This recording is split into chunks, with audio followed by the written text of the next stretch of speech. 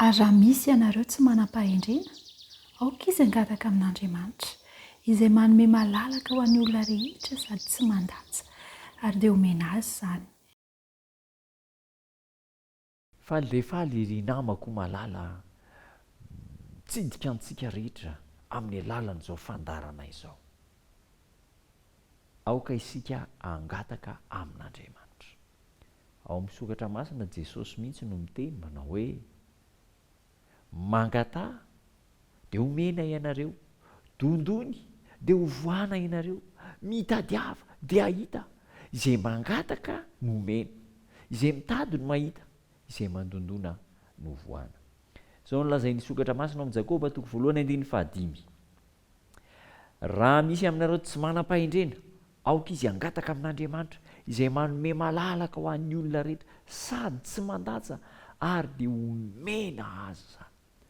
Ny tombontsoa sy ny harena sarobidy indrindra tokony angatahantsika tsirairay avy dia ny fahendrena.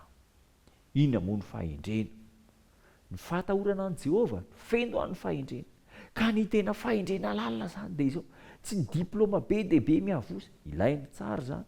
Ny tena fahendrena lalina zany dia izao, tsy hoe ny fahaizana mitondra tena manoloana ny trangan-javatra miseho amin'ny fiainana, fahaizana mitondra tena manoloana ny zavatra mitranga, fahaizana miteny, tsy zany no tena zava-dehibe indrindra. Ilainy zany, fa ny tena zava-dehibe indrindra dia izao, ny fahendrena, ny fahafantarana ny sitrapon'Andriamanitra.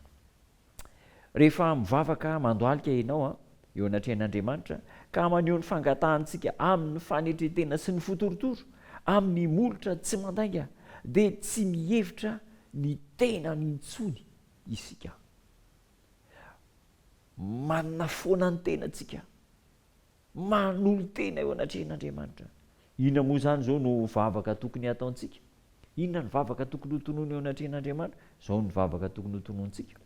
Tompo, raha tokony ho fantsona hikoriana ny fitiavanao isan'andro sy isan'ora aho, dia amin'ny finoana no hitakiko aminao ny fahasoavana sy ny hery izay nampanantenainao fa omena ny zanakao.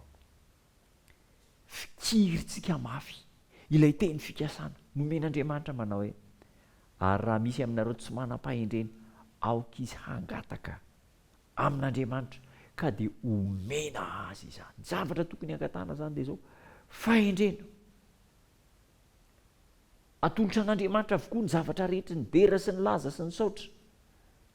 Omena azy ny tokony ho an'Andriamanitra ary azy zany, ary izy hanome antsika malalaka izay zavatra tena ilaintsika.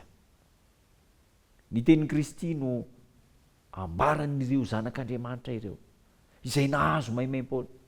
Ny famonjen'Andriamanitra no toriny amin'izao tontolo izao, amin'ny manodidina, amin'ny mpiara-miasa, amin'ny mpiara-mianatra. Ho hita eo amin'ny fiteniny, ho hita eo amin'ny fihetsika, fa manana fo novain'i Kristy isan'andro, ka hiaina amin'ny foto-kevitry ny fahamarinana izy ireo. Ho zava-mahagaga amin'izao tontolo izao ny fiainany, satria manana ny Kristy izy. Aoka isika angataka, inona no angatantsika? Fahendrena isan'andro amin'Andriamanitra. Tanteraka aminao zany, ary mba ho fanirianao, faniritsika rehetra ny angataka ny fahendrena avy amin'Andriamanitra. Andeha hivavaka isika. Ray tsara indrindra ny an-danitra misaotra anao zahay, mampirisika anay ianao hangataka ny fahendrena mitolo-batana aminao zay. Diso fangataka teo aloha noho ny fitiavan-tena sy ny tsy fananana ny fanahy masina amin'izao sisa izao. Omeo hery ka hololarana eo amin'ny fiainanay ny angataka ny fahendrena dia ny fiarahana aminao Andriamanitra. Ka iseho amin'ny fiainanay, parasaka eo amin'ny fiainanay ny fiteninay, ny fombanay, fa manam-pahendrena izay, manana anao izay Andriamanitra. Io ny tsirairay manaraka izao fandarana izao, hamasin'ny fiainanay amin'ny anaranao Jesosy Tompo. Amen.